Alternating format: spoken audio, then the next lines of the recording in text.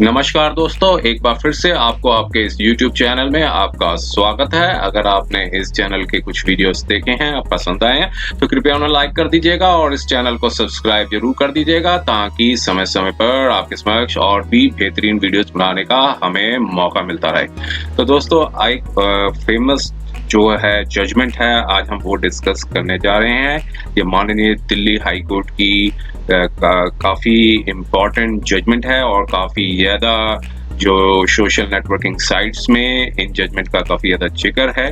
तो काफ़ी जो है लोगों की क्वेरीज आई थी, उसके रिगार्डिंग में हम ये जजमेंट आपके समक्ष लेकर आए हैं। और ये जजमेंट मैरिटल रेप लॉ से संबंधित है, लेकिन हम इस जजमेंट में जाने से पहले थोड़े से कॉन्सेप्ट्स हैं, क्योंकि जजमेंट काफ़ी ज़्यादा लेंथी है। अगर आप देख रहे हैं 393 पेज की ये जजमेंट है और इसमें कॉन्फ्लिक्टिंग जो है डिसीजन आया गया है, क्योंकि ये एक रिट पिटीशन थी और ये माननीय दिल्ली हाई कोर्ट के 2 माननीय न्यायाधीशों द्वारा दी गई ये जजमेंट है। और इन दोनों के बीच में जो फाइनल जो वर्जन जो आया है जजमेंट का, वो दोनों के बीच एक स्प्लिट डिसीजन आया है। एक माननीय न्यायाधीश ने एक फेवर में दिया है और एक माननीय न्यायाधीश ने एक अगेंस्ट में दिया है। तो इस जजमेंट में जाने से पहले हम थोड़ा सा बेसिक कॉन्सेप्ट को जान लेते हैं कि क्या चैलेंज था, किस तरीके से चैलेंज था और अल्टीमेटली क्या कंक्लूजन निकल के आया। तो देखिए, पहले हम इस जजमेंट में जाने से पहले एक इंडियन पिनल कोड के जो सेक्शंस हैं उसको थोड़ा सा देख लेते हैं कि किस एक्सटेंट पे चैलेंज किया गया था और क्या चैलेंज किया गया था, ताकि सेक्शंस अगर हमें पता होंगे तो जजमेंट समझने में थोड़ी सी आसानी हो जाएगी। तो देखिए, इंडियन पिनल कोड की पर ये जो सेक्शंस हैं उसको हम देखते हैं। तो देखिए, पहले जो सेक्शन है, ये सेक्शन इस जजमेंट में बहुत ज़्यादा रेलेवेंट है, इम्पॉर्टेंट है, क्योंकि ये सेक्शन 375 इंडियन पिनल कोड का बारे में डिफाइन किया गया है, जो कि रेप से संबंधित है। तो इस जजमेंट में जो चैलेंज किया गया था, देखिए डेफिनेशन जो है 375 के अंदर तो डिफाइन किया गया है रेप को, और जो चैलेंज जो किया गया था वो ये चैलेंज किया गया था कि जो एक्सेप्शन क्लॉज है, एक्सेप्शन जो क्लॉज है कि उसमें ये बताया गया था कि जो हस्बैंड है जो वो अपनी वाइफ से जो कि 15 साल से नीचे की उम्र के नहीं है, तो वो इसमें रेप की डेफिनेशन के अंदर नहीं आएंगे। तो मीन्स हस्बैंड को इस एक्सेप्शन क्लॉज के अंदर डाला गया था कि कोई भी फोर्सफुली एक्ट किया जाए तो वो, अगर उनकी जो वाइफ है 15 ईयर्स से जो है नीचे की उम्र की नहीं है, तो वो रेप की डेफिनेशन में नहीं आते हैं। तो ये एक्सेप्शन जो 2 क्लॉज थी, इसको चैलेंज किया गया था कि ये कॉन्स्टिट्यूशनली जो है वायलेट करता है फंडामेंटल राइट्स के। तो ये सेक्शन था एक्सेप्शन 2 का 375 का, उसको चैलेंज किया गया था कि इसे स्ट्राइक डाउन कर दिया जाए। और फिर देखिए, फिर दूसरा सेक्शन था जो डेफिनेशन जो है वो 375 के अंदर डिफाइंड है कि ये होता क्या है। तो वो सारी डेफिनेशन के अंदर जो एक्सेप्शन क्लॉज थी, एक्सेप्शन 2, इसको चैलेंज किया गया था। अब जो पनिशमेंट की क्लॉज है वो डिफाइंड की गई है section 376 of Indian penal code में। तो देखिए, इस इंडियन पिनल कोड में जो सजा जो थी वो मिनिमम जो सजा है वो 10 साल की है, जो एक नॉर्मल जो ऑफेंस होता है, लेकिन आगे रिगरस इम्प्रिजनमेंट के लिए भी आगे जो है प्रावधान बनाए हुए हैं। तो मिनिमम जो है वो 10 इयर्स की जो है इम्प्रिजमेंट है, जो कि एक्सटेंड हो सकती है इम्प्रिजमेंट ऑफ लाइफ तक। तो ये जो है एक सेक्शन 376 के अंदर जो पनिशमेंट का जो पनिशमेंट फॉर द रेप है वो डिफाइंड है, और इसमें क्लासिफाई भी कर रखा है। इसमें जो क्लासिफाई किया हुआ है कि अगर ज़्यादा हीनियस ऑफेंस होता है तो उसमें 20 इयर्स की सजा है, जो सेक्शन 376 के अंदर बता रखा है। और 12 ईयर से कम की कोई वुमेन है तो उसकी भी जो सजा है वो इम्प्रिजमेंट ऑफ लाइफ है till imprisonment of life is simple नहीं कि 14-15 साल। इम्प्रिजमेंट ऑफ लाइफ मीन्स जो टिल जो भी रिमाइंडर ऑफ लाइफ है, और जब तक पर्सन की जो नेचुरल लाइफ जो है वो खत्म नहीं हो जाती जेल के अंदर, तो वहां तक की जो है सजा डिफाइंड की रखी है। तो ये सारे सेक्शंस अंदर डिफाइंड है, लेकिन इसमें जो सेक्शन 376B है इसको चैलेंज किया गया था। देखिए, इसमें क्या चैलेंज किया गया था, इसमें चैलेंज किया गया था कि अगर कोई हस्बैंड अपनी वाइफ से अलग रह रहा है तब फिर कोई फोर्सफुली ऑफेंस करते हैं तो उसकी जो सजा है सिर्फ 2 साल तक की बताई गई है और जो कि 7 साल तक की हो सकती है।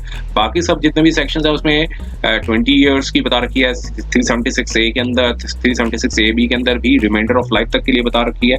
और जो 376D जो गैंग रेप के अंदर बता रखा है तो उसकी भी सजा 20 इयर्स तक की बता रखी है जो कि एक्सटेंड हो सकती है टिल रिमाइंडर ऑफ लाइफ तक, मींस ओवरऑल जो है लाइफ इम्प्रिजनमेंट तक की सजा बता रखी है। लेकिन इस सेक्शन 376B के अंदर जो सजा बता रखी है कि सिर्फ जो हस्बैंड है वो वाइफ से सेपरेट हो चुके हैं और उसके बाद कोई फोर्सफुली ऑफेंस करते हैं, साथ ये लिखा हुआ कि जो वाइफ के साथ फोर्सफुली करते हैं और living separately or degree or under a degree of separation or otherwise without her consent shall be, whether under a degree of separation or otherwise without her consent shall be punishment for descriptive of a term which shall not be less than 2 years but may extend to the 7 years। तो यहाँ इसमें leniency को challenge किया गया था कि इस 376B है इसको भी स्ट्राइक डाउन कर देना चाहिए।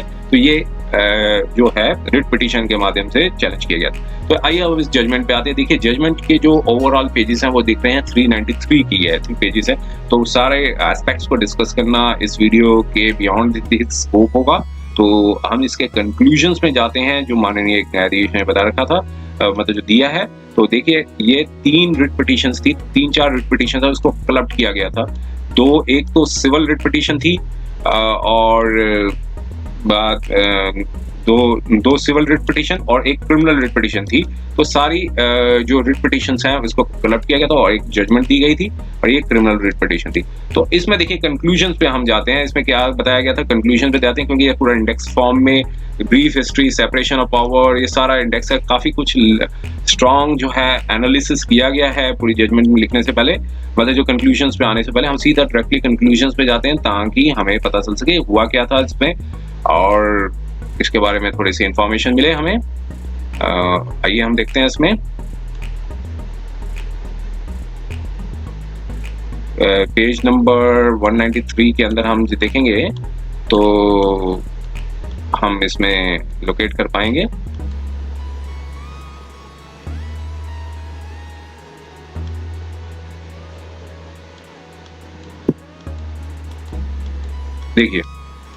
देखिए कंक्लूजन निकल के आया था। कंक्लूजन में पहले से मार्किंग कर दी थी मैंने ताकि रजिस्ट रहे। तो कंक्लूजन माननीय न्यायाधीश ने ये बताया, एक माननीय न्यायाधीश ने उन्होंने बताया कि जो एक्सेप्शन जो है 2 of 375 जो अभी ऑलरेडी मैंने आपको लेजिस्लेशन के अंदर बता दिया था कि जो सेक्शन 375 का जो एक्सेप्शन 2 है and 376B of IPC and also 198B of the code जो बताया गया कोड ऑफ क्रिमिनल प्रोसीजर का जो कि विदाउट अगर कंसेंट के साथ किया जाता तो वो एक वॉयलेटिव होगा। तो यहाँ पर कोर्ट ने कहा कि जो प्रोविजंस हैं एक्सेप्शन 2 के और 376 IPC के और section 198B of the code of criminal procedure के जो कि एक वॉयलेटिव हैं, जो कि article 14, 15, 19 1A and article 21 of the constitution और हैंस आर स्ट्रक डाउन। देखिए यहाँ पर कोर्ट ने इसको स्ट्रक डाउन कर दिया और फिर कहा कि ये ऑपरेट होता है from the date of the decision से। और फिर साथ में देखिए एक थोड़ा सा यहाँ पर ये बताया कि हस्बैंड जो हैं वो रिलेटिव की डेफिनेशन के अंदर नहीं आते हैं। तो यहाँ थोड़ा सा हस्बैंड के थोड़ा सा लीनियंसी दिखाई है, मतलब सॉरी लीनियंसी तो नहीं कहेंगे, थोड़ा सा उन्होंने एक रिलैक्सेशन दिया है। रिलैक्सेशन ये बताया कि जो डेफिनेशन जो दी बताई गई है 375 के अंदर उसमें जो हस्बैंड को रिलेटिव की डेफिनेशन से हटा दिया गया, अदरवाइज और सीरियस वरना और ज्यादा सीनियस जो है इम्प्रिजनमेंट मतलब हीनियस ऑफेंस कंसिडर किया जाता और सिवियर इम्प्रिजनमेंट दी जा सकती थी। इसलिए कोर्ट ने यहाँ पर ये बताया कि जो हस्बैंड है वो सेक्शन 376 के जो 2F है उसके अंदर डेफिनेशन में नहीं आते, जो कि रिलेटिव गार्डियन टीचर और पोजीशन ऑफ ट्रस्ट और अथॉरिटी टुवर्ड्स द वुमन, अगर वो कोई ऐसे व्यक्ति जो ऑफेंस करते हैं तो कोर्ट ने यहाँ पर थोड़ी सी जो है हस्बैंड के मतलब उसको डाला है और कहा कि जो प्रिजम्पशन जो है 114 ऑफ इंडियन एविडेंस एक्ट का वो यहाँ पर अप्लाई नहीं करता है। तो देखिए 114 का ये प्रिजम्पशन ये कहता है इंडियन एविडेंस एक्ट का कि अगर कोई रिलेटिव हो या कोई टीचर हो या कोई जिसने कोई ऐसे कोई पोजीशन पे हो या गार्डियन हो, अगर उसमें कोई जो वुमन एलिगेशन लगा देती है कि उनकी जो सहमति नहीं थी तो कोर्ट यही प्रिज्यूम करेगी कि जो कंसेंट जो था वो वुमेन की सहमति के बिना नहीं था, तो ये कोर्ट प्रिज्यूम कर लेती है कि उन्होंने वुमेन ने कोई सहमति नहीं दी थी। लेकिन यहाँ पर हस्बैंड को सेक्शन 2F के जो दायरे से बाहर रखा है, 2F के दायरे से बाहर रखा है और कहा कि जो प्रिजम्पशन जो 114 का जो ए का इंडियन एविडेंस एक्ट का जो प्रिजम्पशन है वो यहाँ पर हस्बैंड पे नहीं एप्लीकेबल होगा। तो मींस अगर वो वाइफ अगर इसमें एलिगेशन लगाती हैं कि उनकी सहमति नहीं थी, तो उन्हीं को ही प्रूव करना पड़ेगा कि उनकी सहमति थी कि नहीं थी। इसमें हस्बैंड के मतलब कोई प्रूव करने की जरूरत नहीं पड़ेगी। ऐसा ही ये कंक्लूजन निकल के, इंटरप्रिटेशन निकल के आ रही है। और इसमें साथ में ये बताया गया कि साथ में सर्टिफिकेट भी कोर्ट ने दे दिया कि section article 134A read with article 133(1)A and B of the constitution of India कि ये सब्सटेंशियल क्वेश्चन ऑफ लॉ बनता है और इसकी डिसीजन जो है माननीय सुप्रीम कोर्ट के सामने जा सकते हैं। सर्टिफिकेट भी कोर्ट ने जो है वो अवार्ड कर दिया, दे दिया साथ में जजमेंट के साथ। नहीं तो अदरवाइज क्या होता है कि अगर कोई हाई कोर्ट सर्टिफिकेट रिफ्यूजल हो जाती है तो तब एप्लीकेंट के पास सिर्फ एक ही, पिटिशनर के पास एक ही ऑप्शन रह जाता है कि special leave petition under article 136 of the constitution के अंदर माननीय सुप्रीम कोर्ट के सामने डाली जाए। अगर कोर्ट सर्टिफिकेट दे देती है तो फिर स्पेशल लीव पिटीशन की जो फाइल करने की जरूरत नहीं होती, क्योंकि इसमें अदरवाइज क्या होता है कि कोर्ट पहले लीव देगी, फिर उसके बाद ही जो है हियरिंग को कंसीडर करेगी कि हाँ, मतलब कोर्ट ने ऑलरेडी अप्रूव कर दिया कि यहाँ सब्सटेंशियल क्वेश्चन ऑफ लॉ है, तो एक सर्टिफिकेट भी जो है, certificate of leave to the appeal है, वो भी जो है ग्रांट कर दिया है जजमेंट के साथ। तो और साथ में फिर सारी पिटीशन को डिस्पोज कर दिया और एक क्रिमिनल पिटीशन थी उसको सेपरेट कर दिया ताकि वो रजिस्ट्री को कहा कि वो एप्रोप्रिएट ऑर्डर से उसको अलग से लिस्ट करे जो एक सो एंड सो डेट पे। तो देखिए ये एक माननीय एक न्यायाधीश का ये कॉन्फ्लिक्टिंग मतलब सॉरी एक जजमेंट थी। दूसरे न्यायाधीश ने जो है वो इनके मतलब जो है कॉन्ट्ररी पे दिया है। उन्होंने क्या दिया तो आइए हम उस पर देखते हैं।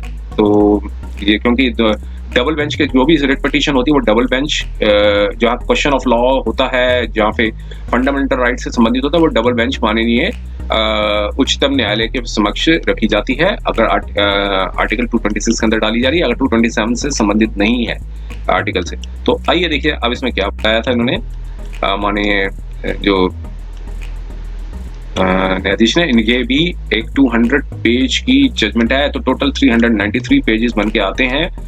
और इसमें देखते हैं क्या बताया था इन्होंने, तो थोड़ा सा हम इसको ब्रीफली समझ पाएंगे ताकि ये सारे डिस्कशंस का ही पोर्शंस हैं।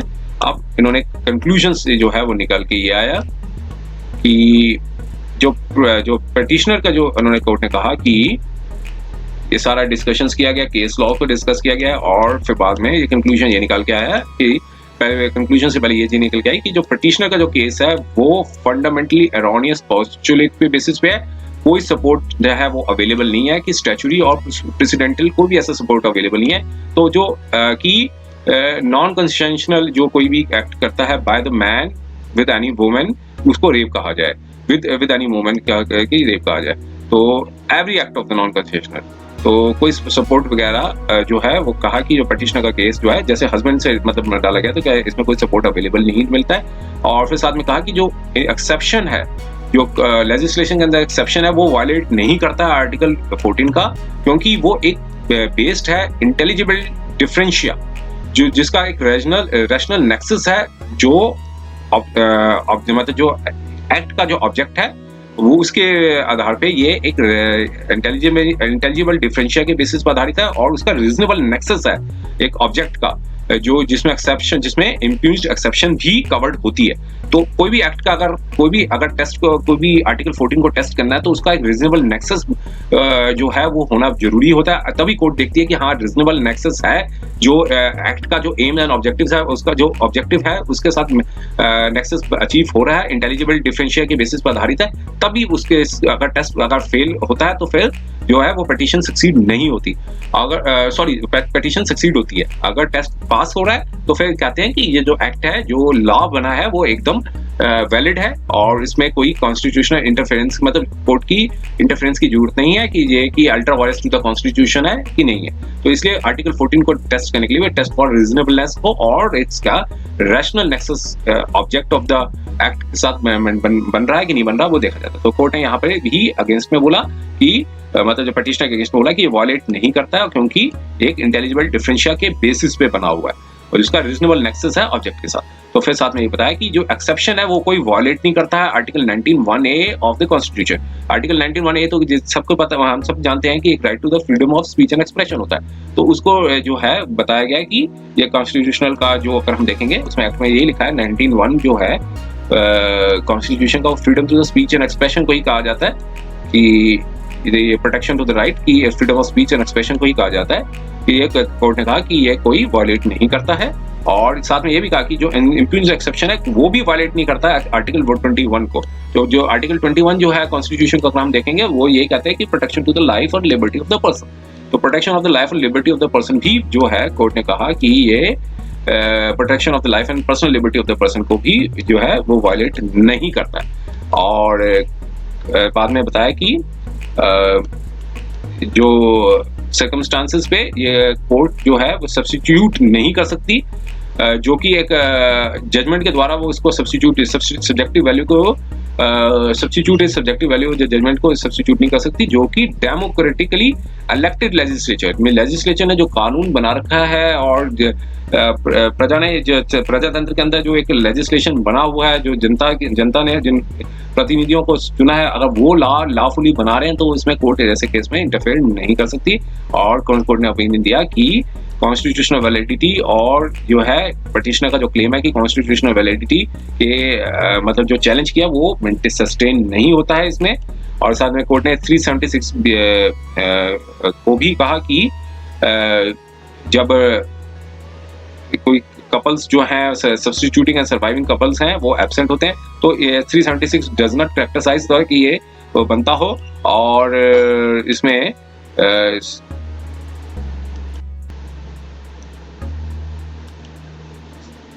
सेक्शन 376B के बारे में माननीय कोर्ट ने बताया कि जो section 376 of Indian penal code है वो फैक्ट के आधार पर इस बेसिस पर आधारित है कि जब कपल्स जो है वो सेपरेटेड हुए हैं और that otherwise applies to subsisting and surviving marriage जो बिटवीन द कपल्स हैं वो एब्सेंट है।